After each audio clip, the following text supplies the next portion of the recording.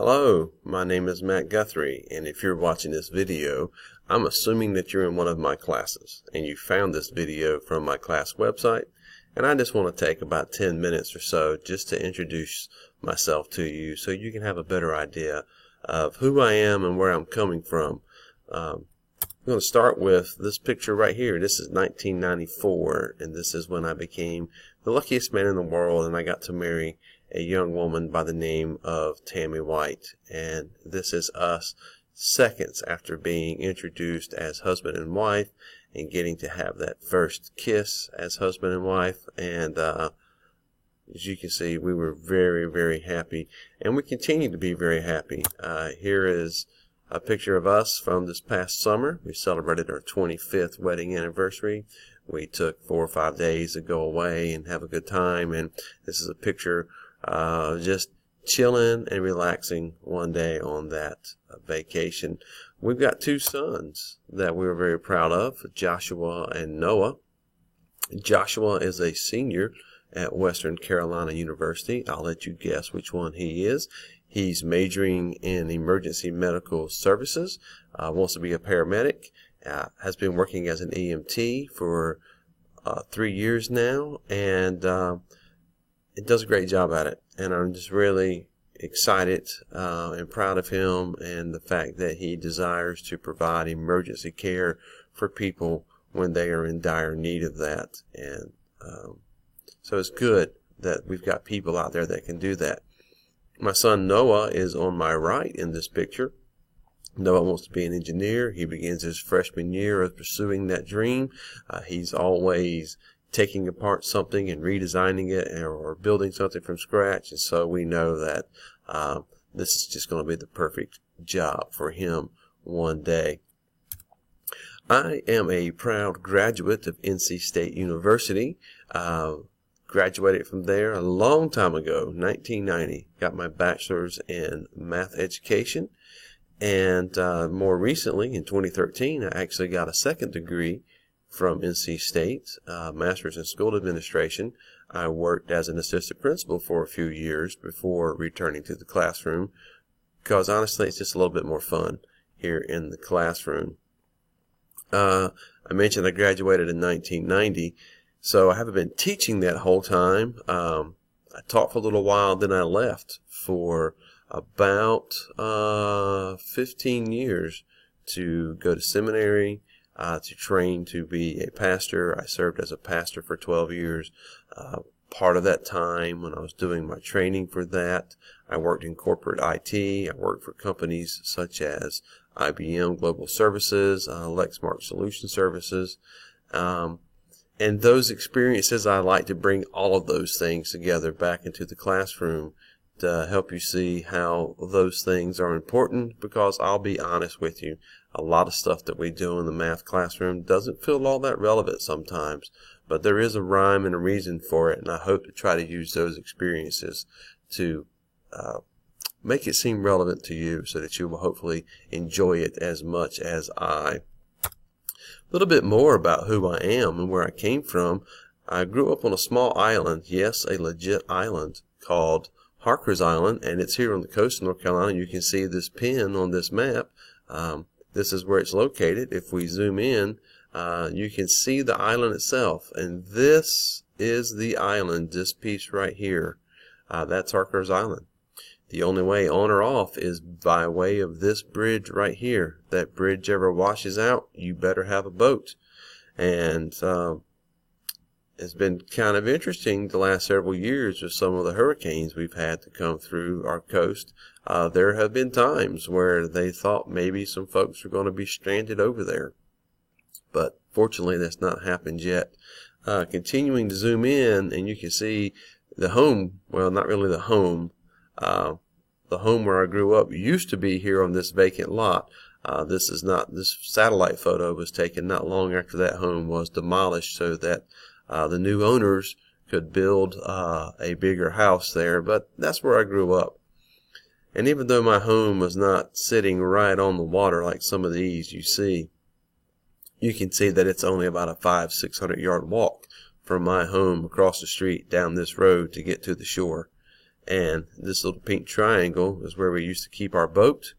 It was moored there most of the year, and by the time I was in middle school, I was down on the shore 3, 4, 5 days a week, just enjoying all of the activities, the opportunities, the things that living on the water would make available to someone.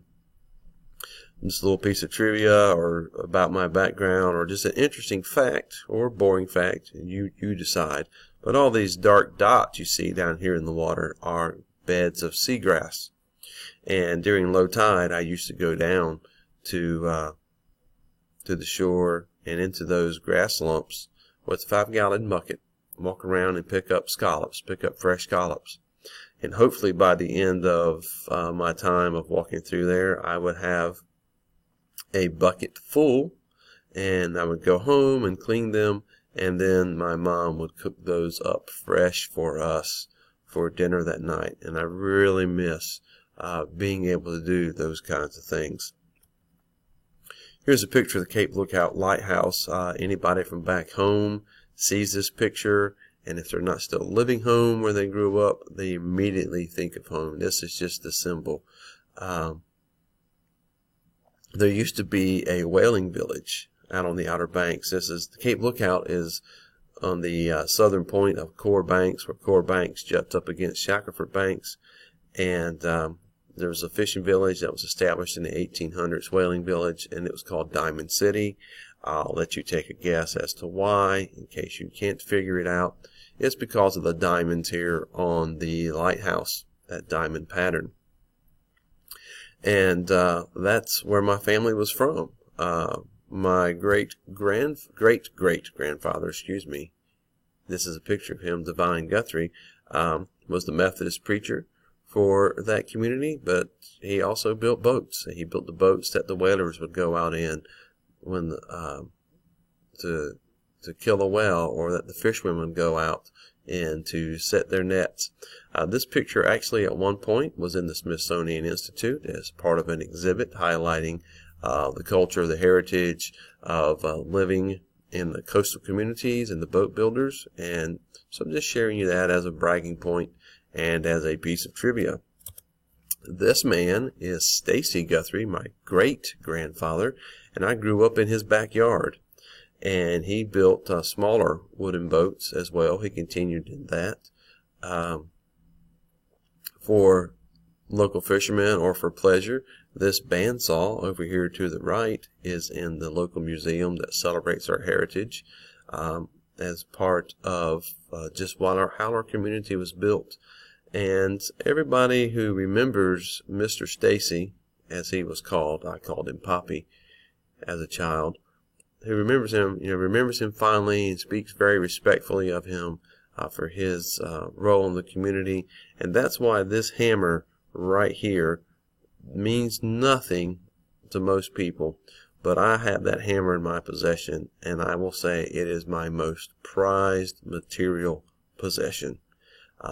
If you ask me what one material possession I would save in an emergency, it would be that hammer, because of what it represents to me, for my heritage, from where I came from, and my family. Ultimately, my family actually came from Scotland. The North Carolina Guthries lived there in Diamond City, and then eventually Harker's Island. But we originally came from Scotland, Clan Guthrie. Did some research a while back on our family heritage, and it was kind of neat to learn some of that stuff. Here is the Guthrie Castle, one of the Guthrie castles. We don't own anymore. The clan doesn't own any more castles. We've had to sell them off, and most of them are tourist attractions, those that still exist. But if you're into that kind of thing, this is our coat of arms. This is our family seal. And this is the Guthrie colors, the family colors, the tartan. And one of these days I keep saying that I'm going to get up enough courage to buy and wear a kilt. Never know. You may be the person that gets to see that.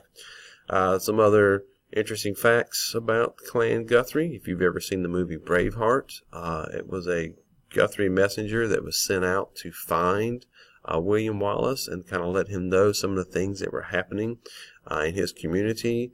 as he was getting ready to lead this rebellion. Robert the Bruce, who eventually became the King of Scotland, is part of the Guthrie clan. His lineage on his mother's side is in the Guthrie clan. So just some interesting trivia, at least interesting to me. If this teaching thing doesn't work out, well, even if it does work out, at some point I'd love to just be a farmer.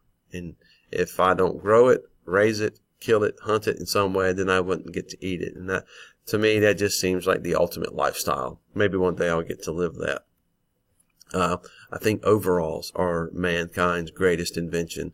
There's no more comfortable article of clothing, and you can do anything in overalls. And so you will find me, even if I'm not in my garden, doing work around the house in my overalls, because they are so awesome. And of course, this, who wouldn't want to be a Jedi? This would be the pinnacle of my achievements, to actually be a Jedi.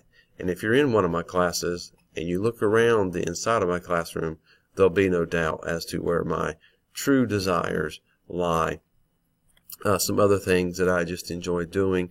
I enjoy the game of disc golf. Don't get a chance to play it as much as I would like, but it's just a nice, relaxing thing to do. This notebook, this laptop, and this cup of coffee here represent the fact that I enjoy writing science fiction and fantasy novels for young adults. And one day I hope to be more than just a writer. I hope to be a published author, so that my stories can be read, because ultimately we write stories so that people can read them. And that's something that I continue to toil at, and we'll see. And one of these days I'm going to have a big barn on my farm full of big, scary looking reptiles, big snakes and big lizards. I think reptiles are awesome. I think that they are misunderstood. I'd love to have big snakes, even a big alligator that I could use to do education and just to help people to understand those animals. And I mean, my gosh, who doesn't want a 20-foot snake, or a large adult alligator, or a tortoise the size of a small car, on their home? So that's just a little bit about me. But I'd be remiss if I didn't mention this one piece right here, and that is my faith. I did mention earlier that I was a pastor for 12 years. Even though I'm no longer pastor, faith is an integral piece of my life, and all my decisions, how I conduct my life is formed in that. And so I want you to know that. And math, honestly, is awesome. Again, you're watching this video probably because you're in my math class, and you will get a chance to see me geek out as we're doing some math, and you'll think that this dude is crazy. And I hope that you will allow yourself to get lost in the learning of that and enjoy the learning piece, and let some of the other baggage that comes from trying to learn math be put aside, so that you can enjoy it, and maybe you can maybe never admit it to somebody, but actually grow to love math. So, Mr. Guthrie, thanks for watching this video, and I look forward to meeting you in person.